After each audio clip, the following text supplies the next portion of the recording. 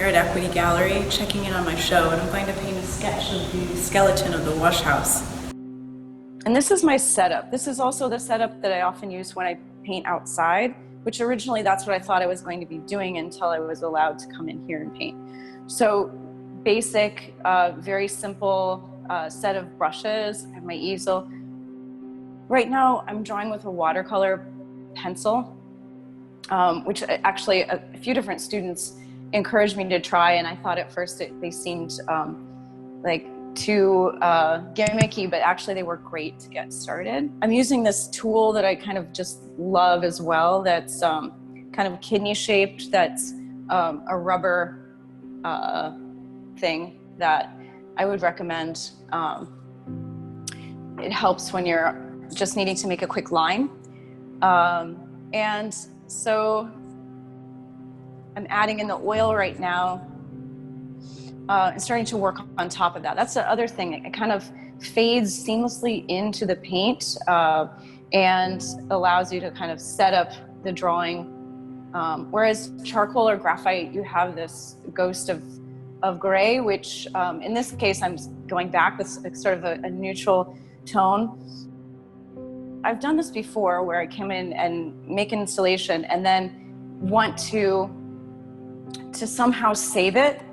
And so I was going to just do a painted study. This was my second attempt. I did a sketch that I just really wasn't excited about. And then so I started this one. The colors that I'm using here are a mix of alizarin crimson and Payne's gray, and perhaps a little bit of a transparent yellow too if it gets to be too purple. I like to mix my own darks, so just that I have control of the temperature. But drawing is really key to my practice, and really setting up the drawing with these watercolor pencils, and then being able to put in the darks so that I can get that set up and move forward. So we don't know, like everything, nobody knows. I can't stop painting. I love painting. And I'm making a video right now. During this process, somebody knocked on the door and I can't open up because we're locked.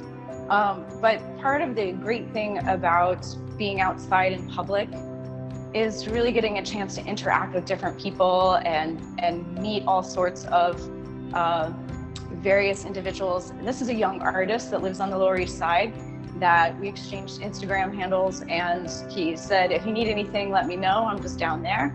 Take care, hiatus. Ciao. I'm using this brush. It looks kind of worn out liners, and they make great kind of rake tools. And I actually read that Wyeth would do this, like splay the bristles of his brushes so that when hatching could make more marks. Really, it's a little bit like a fan brush, but it's again, whatever kind of tool you need just to make it work for yourself. My paint is not really thick. I do think about the perspective and the dimensionality of it, and something like a rake tool brings to my sculpture, and there's certainly such a shared vocabulary, sculpture and painting. Of course, I learned so much from my education, but prior to that, as a child, I really did learn a lot from watching things like, on TV, on PBS.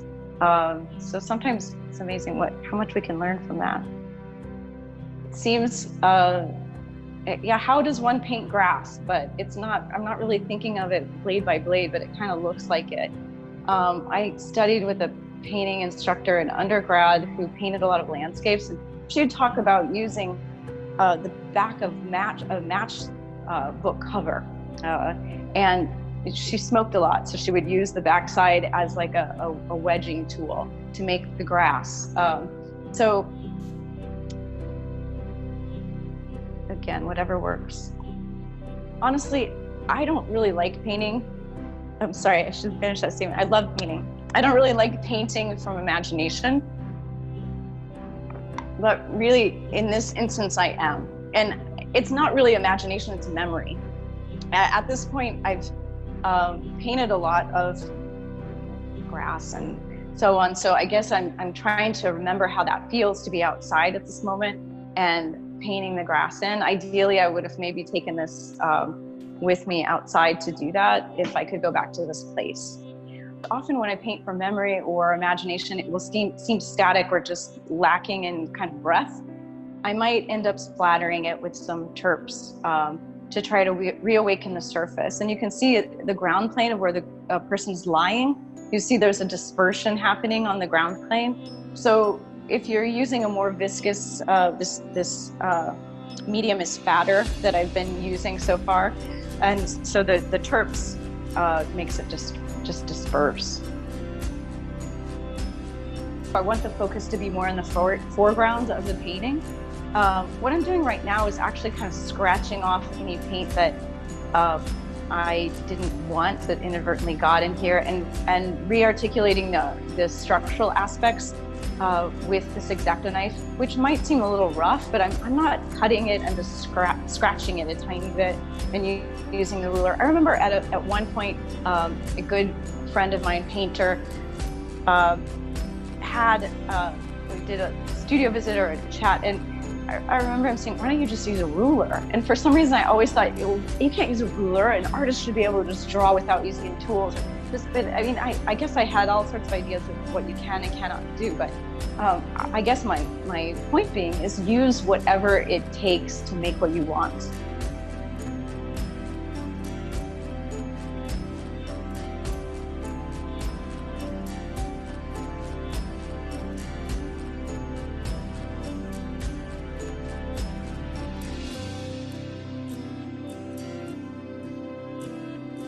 And then I ended up blotting this just at the end just to basically soften that, because I know I needed to work over it, and I still do.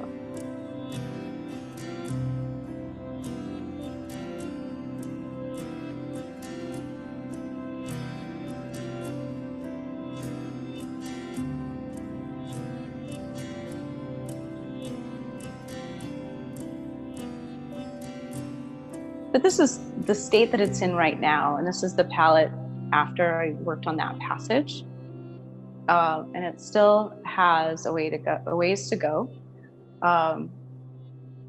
So again, this is the structure that I've been looking at.